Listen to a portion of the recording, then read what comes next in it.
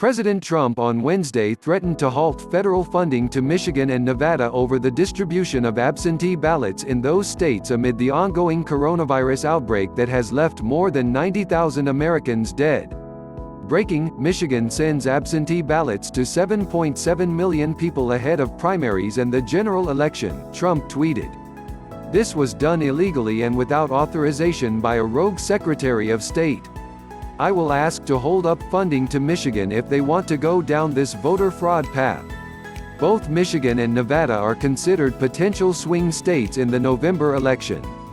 The president followed up with a tweet tagging Russ Vought, the acting director of the U.S. Office of Management and Budget, Trump's chief of staff, Mark Meadows, and the U.S. Treasury Department.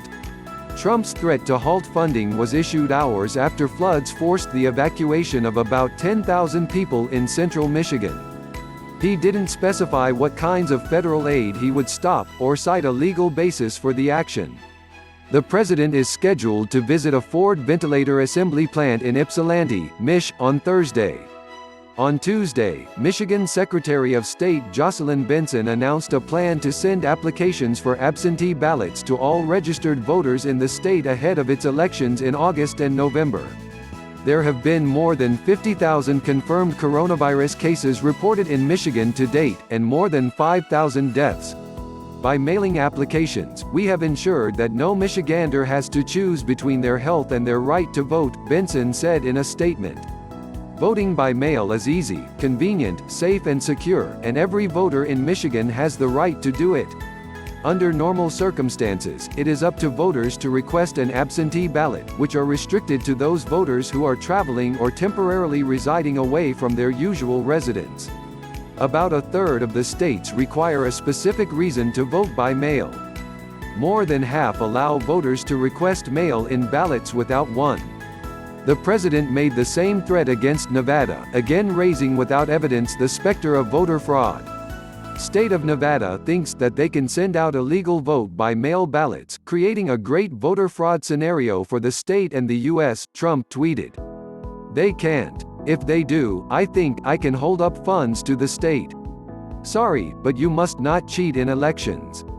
Nevada has made its June 9 state primaries an all-mail election, sending absentee ballots to registered voters. According to Reuters, the state official responsible for elections is a Republican. There is no evidence that voting by absentee ballot leads to more voter fraud.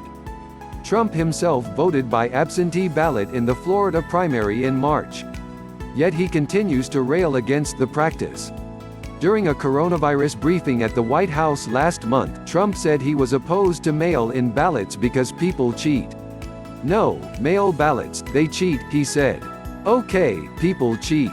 Mail ballots are a very dangerous thing for this country because they are cheaters. At a press conference Wednesday afternoon, Michigan Governor Gretchen Whitmer was asked about Trump's tweeted threat against the state's contingency plans. For 10 weeks we have been in the midst of battling COVID-19, Whitmer said. The people of this great state have done their part and we have seen our numbers flatten. We're not out of the woods yet. But it's taken a lot of sacrifice and it has not been easy.